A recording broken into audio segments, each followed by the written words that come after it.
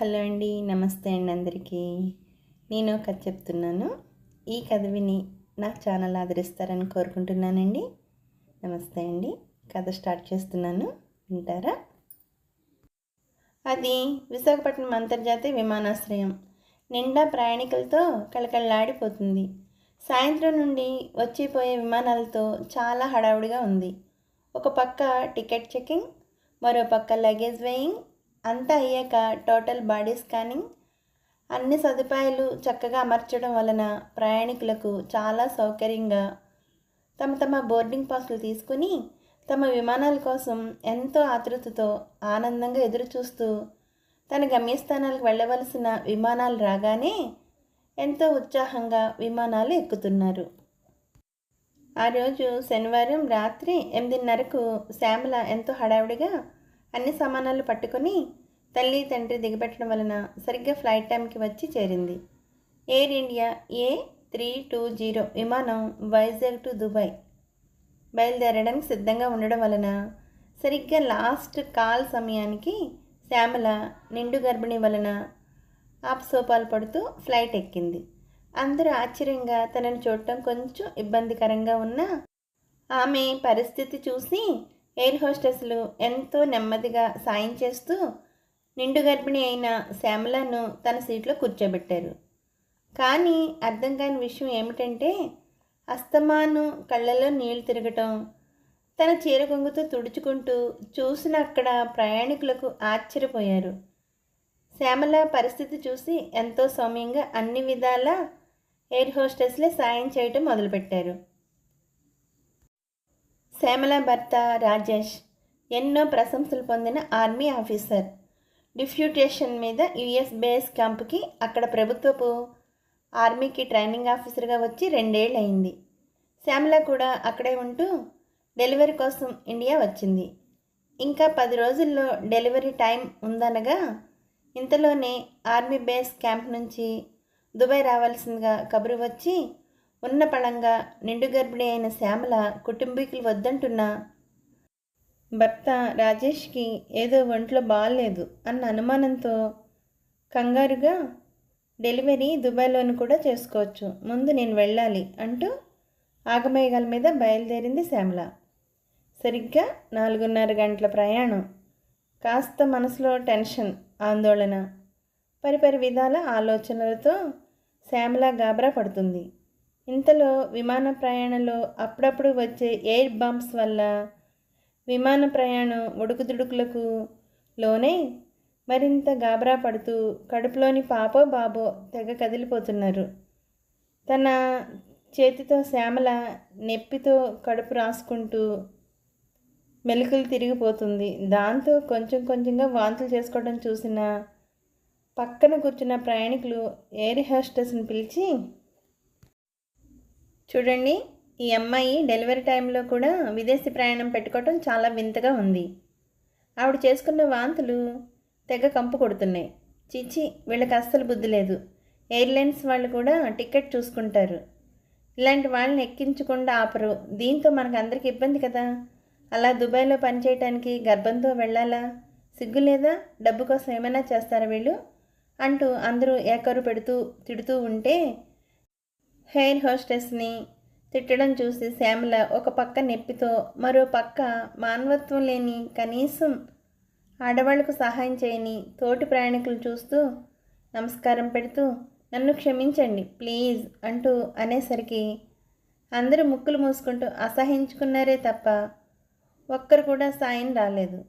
ఇదంతా చూస్తున్న air hostess తన పైలట్కి చెప్పి ఎవరినైనా 2 సీట్లు ఖాళీ చేయమని, అప్పుడు వాళ్ళని వేరే సీట్లు చూసుకోమని రిక్వెస్ట్ చేయమని చెప్పగానే పైలట్ తన మైక్తో మాట్లాడుతూ, ప్లీజ్ ప్యాసింజర్స్, శ్యామల అనే ఒక ఆవిడ డెలివరీ సమయం రావడంతో చాలా ఇబ్బంది పడుతుంది. ఎవరైనా 2-3 సీట్లు ఖాళీ చేసి ఇవ్వగలిగితే ఆమెను మా ఎయిర్ హోస్టెస్ ఏదోలాగా ఇంకా గంట ప్రయాణం ఉంది కాబట్టి ఆమెను పడుకోబెట్టి సౌఖ్యంగా డెలివరీ చేయడానికి ప్రయత్నిస్తారు. ఆ పైన దేవుని దయ, ప్లీజ్ కోఆపరేట్ అంటూ వచ్చిన అనౌన్స్మెంట్ విని ఇద్దరిద్దరు ముసలి దంపతులు తమ సీట్లను ఖాళీ చేసి ఇచ్చారు. వారికి ముందు భాగంలో సీట్లు ఇచ్చి శ్యామల విమానం చివరన ఉన్న రెండో సీట్లో పడుకోబెట్టారు. చుట్టూ ఇద్దరు ఎయిర్ హోస్టెస్ 2 దుప్పట్లు పట్టుకొని శ్యామలకు కావలసిన వేడి నీళ్లు అవి తాగిస్తూ తమ వంతు కృషి చేస్తున్నారు. మరో అరగంటలో దుబాయ్ ఎయిర్పోర్ట్ వస్తుందనగా శ్యామలకు నొప్పులు మరీ ఎక్కువైనాయి. ఎయిర్ హోస్టెస్లు ఎంతో చక్కగా శ్యామల దగ్గర ఉండి సేవలు చేస్తూ ఉండగానే ఆమెకు నార్మల్ డెలివరీ అయిపోయి పాప పుట్టింది. బంగారంలాగా ఉన్న పాపను శుభ్రం చేసి తల్లి దగ్గర పడుకోబెట్టి శ్యామలకు కావలసిన యాంటీబయాటిక్స్, శక్తికి కావలసిన మందులు అవి ఇచ్చి ఎయిర్ హోస్టెస్లు ఎంతో సంతోషంగా విమానంలో అందరికీ వినిపించేలా చప్పట్లు కొడుతూ the lady with golden baby and both are safe with good health అని చెప్పగానే అసహించుకున్న వాళ్ళు నోరు మూసుకొని చప్పట్లు కొడుతూ ఆనందం వ్యక్తం చేశారు. పైలట్ కూడా మైక్లో కంగ్రాట్స్ శ్యామల అండ్ బేబీ అంటూ అనౌన్స్ చేసి సంతోషం వ్యక్తం చేశారు. ఇంతలో దుబాయ్ ఎయిర్పోర్ట్లో ముందు సమాచారం అందుకున్న హాస్పిటల్ సిబ్బంది అంబులెన్స్లో శ్యామలను పాపను ఎక్కిస్తున్న సమయంలో శ్యామల తన 2 చేతులు ఎత్తి పక్కన నిలబడిన పైలట్కు, ఆ వెనకాల ఉన్న 4 ఎయిర్ హోస్టెస్లకు నమస్కారం పెడుతూ కృతజ్ఞతలు తెలుపుతూ ఉండగా అంబులెన్స్ కదిలిపోయింది. శ్యామల హాస్పిటల్లో చేరగానే ఆమెకు ప్రథమ చికిత్స అయిన వెంటనే భర్త పనిచేస్తున్న ఆర్మీ బేస్ క్యాంపుకు ఫోన్ చేసి తన వివరాలు తెలిపింది. ఒక 2 గంటల పాటు ఎంతో ఆందోళనతో ఎదురుచూస్తున్న శ్యామలకు 2 ఆర్మీ ఆఫీసర్స్ డాక్టర్ దగ్గరికి వెళ్ళి పర్మిషన్ తీసుకొని శ్యామల దగ్గరికి వచ్చి please come madam, your husband is waiting అని చెప్పి శ్యామలని పాపని ఎంతో జాగ్రత్తగా ఆర్మీ బేస్ క్యాంప్ హాస్పిటల్ దగ్గరకు తీసుకువెళ్ళారు. భర్త ఉన్న రూమ్లోకి ఎంతో ఆందోళన పడుతూ బెడ్ మీద జీవితంలా పడి ఉన్న తన భర్తను చూసి కళ్ళనీళ్ళు దారిలై పారుతుండగా, ఏమైందండి ఇలా ఉన్నారు, ఏంటండి మీరు అర్జెంటుగా పాపను చూడాలి అన్న ఒక్క మాటతోనే డెలివరీ దుబాయ్లో చేసుకుందామని వస్తున్న సమయంలోనే విమానంలోనే పాప పుట్టింది. మీకు ఇష్టమైన కూతుర్ని ఇదిగో మీ పక్కన పడుకోబెట్టాను చూడండి అంటూ కాళ్ళవేళ్ల పడుతూ ఏడుస్తున్న శ్యామలను చూసి డాక్టర్లు, నర్సులు కూడా ఆశ్చర్యపోతూ ఇంత ప్రేమ ఉంటుందా, తన కన్న బిడ్డ కోసం ఆఖరి క్షణాలు లెక్క పెట్టుకుంటూ రాజేష్ పోతున్న ప్రాణాలను కూడా ఒగ్గబెట్టుకుంటూ తన కన్న కూతురి తల మీద ఒక చెయ్యి వేసి నిమురుతూ మరో చెయ్యి భార్య తల మీద వేసి నిమురుతూ ఉండగానే ఎంతో ప్రశాంతమైన రాజేష్ ముఖవదనం సంతోషంగా తన చివరి కోరిక తీరినందుకు దేవుడికి కృతజ్ఞతలు తెలుపుతూ ఉండగానే రాజేష్ ప్రాణాలు అనంత వాయువుల్లో కలిసిపోయాయి. ఆ తర్వాత శ్యామలకు అక్కడ ఉన్న ఆర్మీ ఆఫీసర్సు రాజేష్కు ప్రమాదం ఎలా జరిగిందో వివరించారు. చూడమ్మా, రాజేష్ చాలా క్రమశిక్షణతో సైనికులకు ట్రైనింగ్ ఇస్తూ ఆ భాగంలోని ఒక నిర్జన ప్రాంతంలో ల్యాండ్ మైన్స్ ఎలా గుర్తించాలి అనే డిఫ్యూజ్ ఎలా చేయాలన్న శిక్షణ ఇస్తున్న సమయంలో అనుకోకుండా ఒక ల్యాండ్ మైన్ పేలి తీవ్ర గాయాల పాలై వారం రోజులుగా హాస్పిటల్లో డాక్టర్లు ఎంత ప్రయత్నాలు చేసినా రాజేష్ మనకు దక్కలేదు. ఆయన చివరి కోరిక అదే, మీ పుట్టబోయే బిడ్డను కడసారిగా చూడాలని అని అడిగిన వెంటనే మీకు కబురు పంపించాం. సారీ అమ్మా, భర్త కోసం మీరు చేసిన సాహసం ఎంతో ప్రశంసనీయమైనది.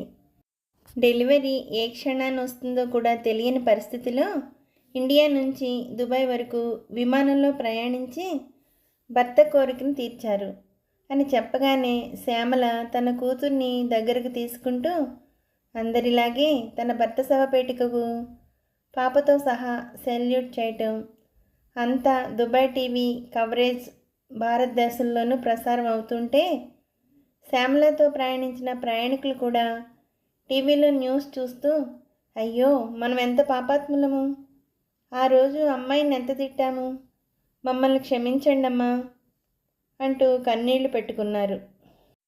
రాజేష్కి అటు దుబాయ్ గవర్నమెంట్, భారత గవర్నమెంట్ సంయుక్తంగా మంచి అవార్డులు ప్రకటించి శ్యామలకు భారతదేశంలోని ఆర్మీ క్యాంప్లో గౌరవనీయమైన ప్రభుత్వ ఉద్యోగం, ఒక ఇల్లు, పాపకి ఎంత చదివినా అన్నీ ఫ్రీగా పొందేటట్లు అనుమతులు ఇచ్చి తమ గౌరవాన్ని ప్రకటించుకున్నారు.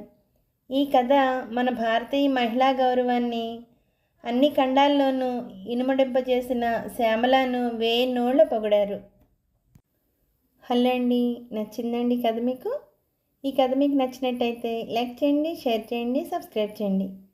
అలాగే నా ఛానల్ ఎప్పుడూ ఆదరిస్తూ ఉంటారని కోరుకుంటూ, నా ఛానల్ చూస్తున్న ప్రతి ఒక్కరికి పేరు పేరున థ్యాంక్ యూ వెరీ మచ్ అండి. మళ్ళీ ఇంకో మంచి కథతో కలుద్దాం. నమస్తే అండి.